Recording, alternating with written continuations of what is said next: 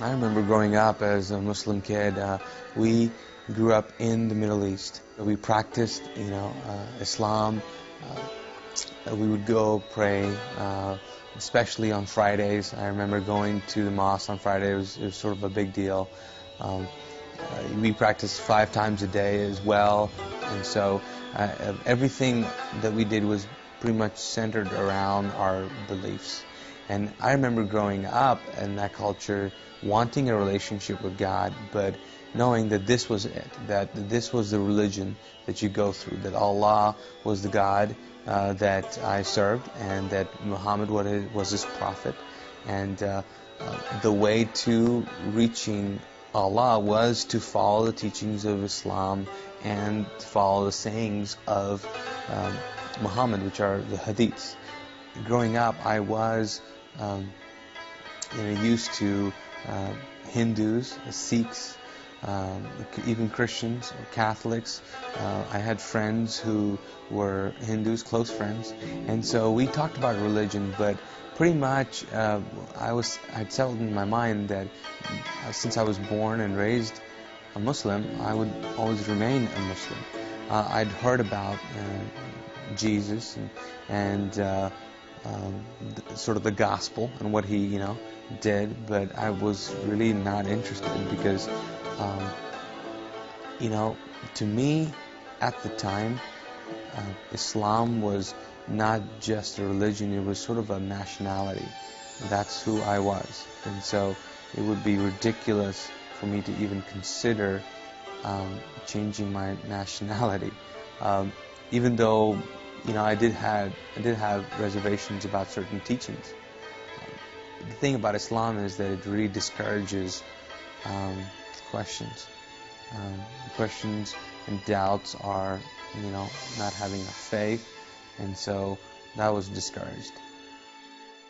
My brother was in college, and so he would come, in summer vacation, and he started talking about Christianity. He brought a Bible home, and we started to have, several debates on it. And most of his friends were, saved and had a really personal relationship with Christ, and so he began to talk to me about it, and I was very defensive and really did not care about it. While that was going on, I was also attending a weekly meeting with my brother. They show a movie about the rapture. It really intrigued me, and they end the night with prayer. And as they close, I'm sitting in the back, and I flippantly say a prayer, which was pretty,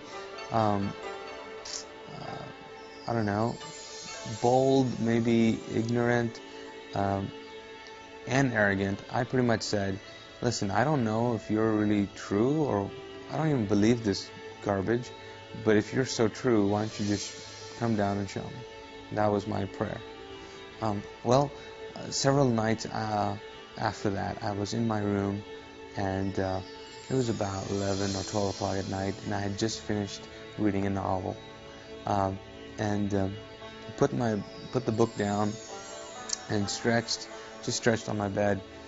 And as I was stretching, all of a sudden I noticed that the room was getting just dark, but not really physically dark. It was just getting weird and evil, and I was like, what's going on? And as I'm thinking these thoughts, something grabs me from my shoulders and drags me and pins me to my pillow. And at that point my body begins to react, and finally the door opens up, and I'm thinking it's my brother that's going to walk in and rescue me, but in walks this figure, which later on I found out was a demon, and as it walks to my bed, it sort of is communicating that it's going to kill me. And I'm convinced now that if it gets me, I'm dying that night. At that same moment, I think I was just going through my head about, okay, Allah is the God of Islam. Can He help? And I just knew, for some reason, this was beyond Him. And so I thought, Jesus, can He help? And so as I'm thinking these thoughts, this figure is coming towards my bed. It reaches my bed and then disappears. I can't see him anymore. Whatever was holding me down, gets released, and I'm I can move again. So I got up from my bed and ran out of the room, woke up my brother, Mahmoud, and asked him, told him what had happened. And he at first said, "Did you have a dream?" And I said, "No, this was real, this was real." I remember still saying, "Listen, my shoulders are hurting from whatever was holding me down here." And so he began to talk to me about the whole experience, and I was like, this is great, but I am terrified, so help me out here, what's going on? And I said, I really believe this thing is going to kill me. And he said, well, there's only one person that has authority over demons and angels. And I said, who? He said, it's Jesus. And I said, okay, I'm praying to him, and whatever, sign me out, pretty much. And so that night we prayed together, and my prayer was, I don't know who you are, Jesus. I don't know if I can call you Lord, but I need your help. And I've heard that you're the only one who can save me from this and keep me from this. And so I'll give you my life, I'll give you everything I have. And then my brother prayed for me. And so after the prayer, felt better, but not, totally well. And so he said, okay, well, we'll see you in the morning, And my thought was, move over because I'm sleeping with you tonight. And he said, no, why don't you go back in that room? And I said, are you crazy? I'm not going back in that room. And he said, no, you should go back. He said, you're going to trust Jesus, so go back in that room. So I go back to the room and I turn on all the lights, take this Bible that my brother gave me, and so I'm reading it. It's, he told me to read John, so I'm reading John, but all of a sudden my body begins to shake uncontrollably, and I'm going, oh no, here we go again. I'm just waiting to get pinned down again. And I just find myself sitting on my bed with my eyes open, staring into one corner of the room where it was just lit up with this glow of this presence. I believe it was the presence of Christ just introducing himself to me.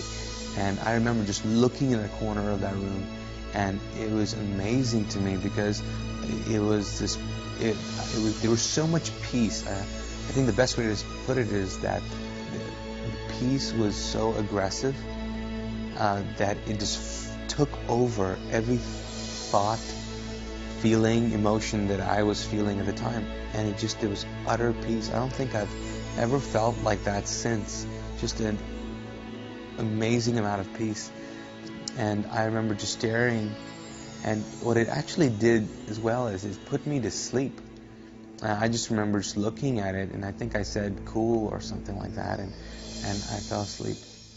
After that night, I didn't know what to do. I knew that I had just experienced, Christ, and so I remember having conversations with my brother about salvation, and saying the sort of the, going through the Romans road, or the prayer which talks about, believing and accepting and confessing that Jesus is Christ, Lord, and.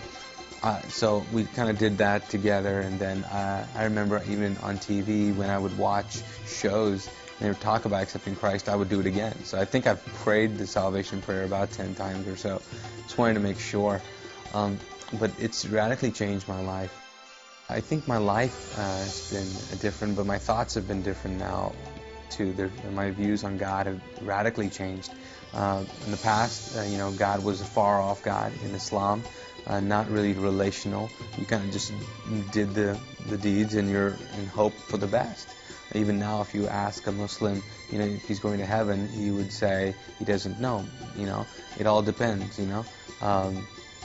And they just say, inshallah, which means, God's will, by God's grace, it'll happen.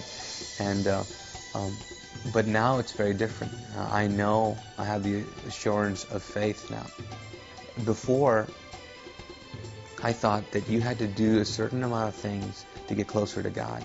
Now, I cannot get any closer to God. Now, my intimacy with God can grow, and my love for him can grow, but as far as he's concerned, he's as close to me as he's going to get. I think that people long to be intimate and long to have people to know them and really, really know them.